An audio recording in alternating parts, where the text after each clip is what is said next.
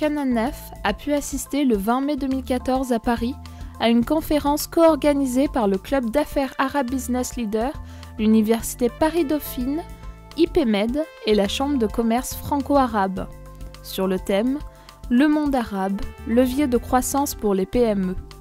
Plus de 300 chefs d'entreprise étaient attendus pour cet événement. La conférence fut victime de son succès, avec une salle pleine et la présence de nombreuses personnes de marques telles que Sheikha Boudoul bin Sultan Al-Qasimi, Marwan Al-Sarkal et Dr Saleh Al-Tayyar. Cette conférence est le point de départ d'un double enjeu.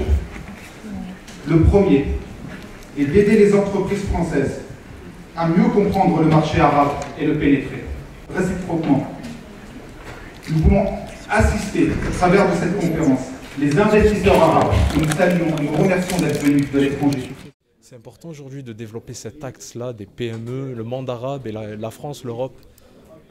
Absolument. De toute façon, tout ce qui est maintenant le monde est monde et sans ouverture sur des marchés extérieurs, aucune PME ne peut se développer correctement uniquement sur le marché français.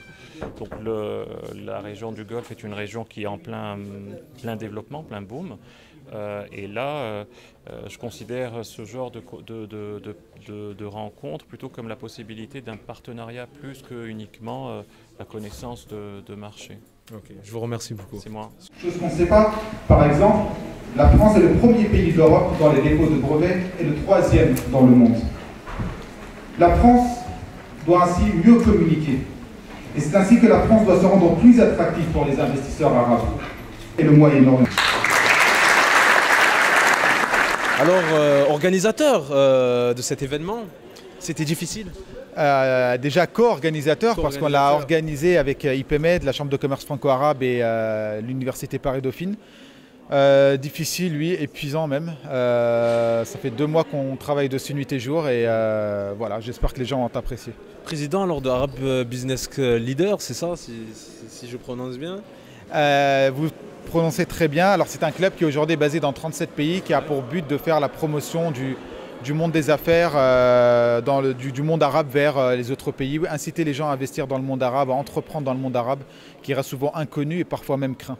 Et on veut montrer une autre image de cette région magnifique du monde qui offre un potentiel. Est-ce qu'il y a un écho positif? Oui, très. D'ailleurs, la conférence aujourd'hui, on a eu énormément de monde. On a même la salle a dû déborder. Donc je pense que le succès du mois en termes de chiffres, de nombre de personnes qui sont venues, témoigne de l'intérêt des entrepreneurs français pour le monde arabe. Quelles étaient vos attentes justement de cet événement? Alors nous, on voulait déjà éclaircir les entreprises et les investisseurs sur comment entreprendre dans le monde arabe, comment investir là-bas, comment réussir là-bas. Donc c'est pour ça qu'on a eu un pool d'experts, des investisseurs, des banquiers, des avocats, des hommes d'affaires, des gens qui ont eu des expériences sur place et qui ont pu témoigner. Et satisfait? Très satisfait, on verra les échos dans les prochains jours, mais très satisfait et très honoré par la présence de son Altesse Sheikha Boudoul bin Sultan Al-Qasimi. On espère vous revoir très bientôt sur Canal 9. Merci beaucoup. Merci. La Chambre rend service aux entreprises françaises et la vocation de la Chambre, c'est d'aider les entreprises françaises ou arabes, vice-versa, de s'installer de façon propre. L'avantage de la Chambre de commerce franco-arabe, je ne fais pas de publicité, que notre interlocuteur local, c'est l'autorité officielle. Je dis ça en présence de M. l'ambassadeur. Notre interlocuteur, c'est pour ça, vous n'allez pas passer par des courtiers ou par X ou F ou n'importe. L'entreprise qui vient frapper à la porte de la Chambre, elle sera les bienvenue. C'est tout. Merci. La relation entre le monde arabe et la France est plus que jamais important. Il est toujours important parce que la France est un partenaire stratégique pour le monde arabe entier. Et l'histoire montre bien que la relation entre la France et le monde arabe est toujours bonne. Elle était très bonne. Moi, je parle en général. Mais les bilatérales, c'est des relations, ça dépend de chaque pays. Je vous remercie beaucoup. Nous arrivons maintenant à la conclusion de son Altesse Sheikha Boudoul bin Sultan Al-Qasimi. Assalamu alaikum. Il existe en français un proverbe qui dit « L'union fait la force ». Cet étage témoigne de la nécessité de nouer des relations fortes basées sur l'échange et la confiance mutuelle. Pour cela, les différentes parties doivent mobiliser beaucoup de temps, d'efforts et toute leur persévérance. L'expérience de l'un enrichit l'autre et nous aide à construire un avenir commun. J'ai appris par mon expérience personnelle et professionnelle que cette étape n'est pas toujours facile. Ce proverbe peut s'appliquer à la relation franco-arabe. Pour ce qui est du renforcement des liens qui nous unissent déjà, nous avons de nombreuses raisons d'être satisfaits et même remplis d'espoir comme nous l'a prouvé cette journée. C'est un plaisir de partager ces moments avec vous et j'espère que cette conférence portera ses fruits dans un très proche avenir. Merci.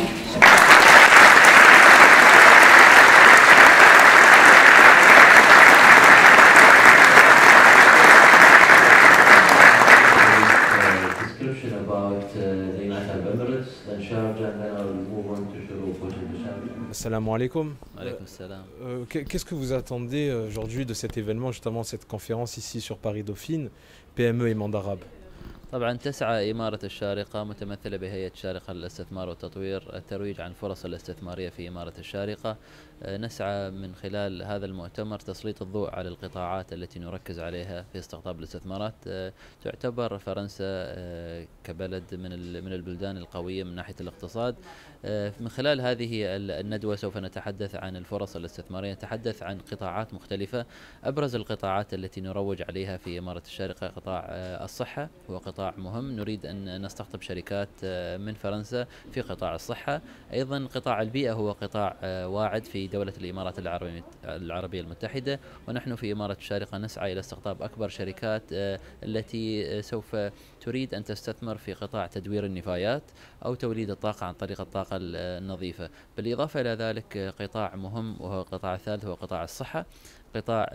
قطاع ليس الصحة ولكن قطاع أيضا البيئة السياحة هو قطاع مهم جدا. أيضا نحاول أن نروج ونستقطب أكبر عدد من الشركات الفرنسية التي سوف تستثمر في قطاع السياحة، في قطاع الفنادق، في المطاعم والمقاهي، وأيضا استقطاب أكبر عدد من الشركات الفرنسية كالطيران الفرنسي إلى مطار الشارقة.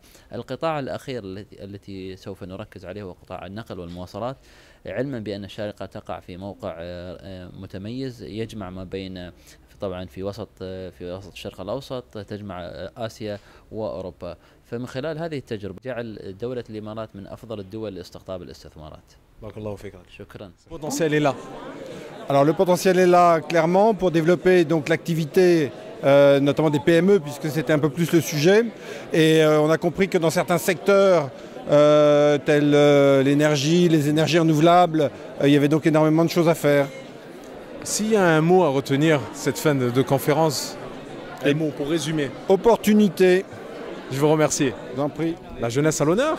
Tout à fait, c'était une belle conférence qu'on a participé avec la chaire des Émirats Arabes Unis sur des sujets très intéressants et qui sont vraiment d'actualité puisqu'il est très important de nouer des partenariats entre la France et des pays Moyen-Orient, des pays qui ont des ressources financières avec des pays qui ont des ressources intellectuelles pour, on va dire, scinder les deux, corréler les deux et pour créer un vrai potentiel et une force synergique à travers les deux.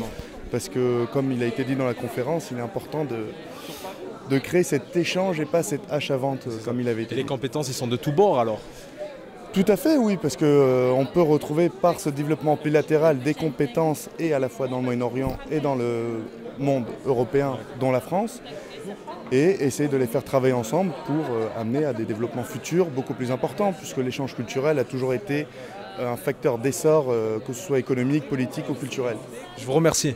Vous savez qu'en France, on nous renvoie toujours à nos origines. C'est vraiment important de réunir non pas seulement les amis qui sont au Moyen-Orient ou au Maghreb, mais également les Français qui ont des origines justement. On a vu justement que vous avez intervenu à absolument, je crois qu'on l'oublie beaucoup. Il y a énormément de talents en France qui sont de nationalité française, qui ont des origines algériennes, marocaines, tunisiennes ou autres, qui en plus sont généralement de confession musulmane, qui travaillent également avec le Proche et le Moyen-Orient. Et je pense que ma présence, je l'ai voulu symbolique pour rappeler à toute cette éminente assistance qu'il fallait aussi regarder vers nous parce que nous sommes des vecteurs de développement de nos PME, de nos petites et moyennes entreprises françaises dans ces pays-là. Le paysage économique et politique égyptien a radicalement changé.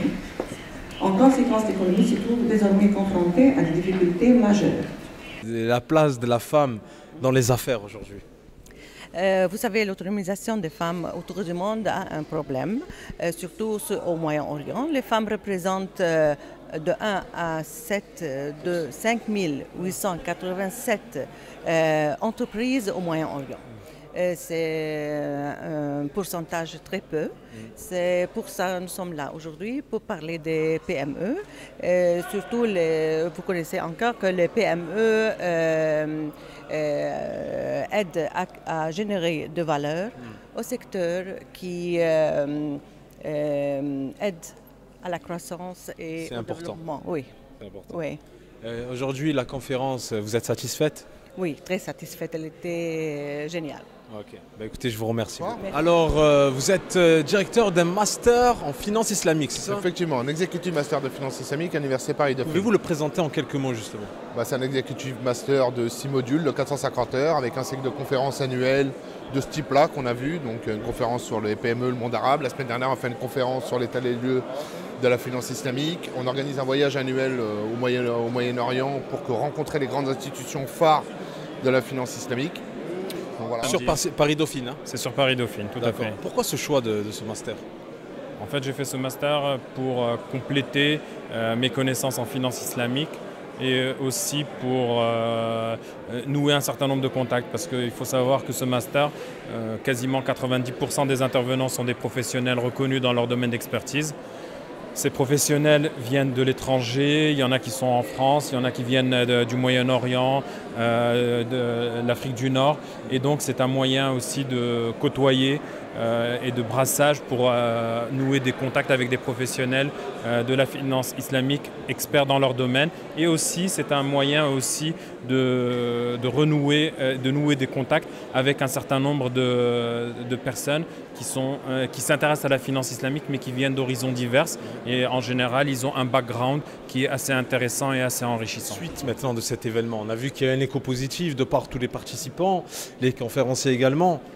Effectivement, actuellement, le but pour nous au sein d'Arab Business Leaders, déjà c'était une première inauguration si je puis dire, mais nous avons l'ambition de nous positionner comme le vrai leader, le premier leader en termes de business dans le monde arabe.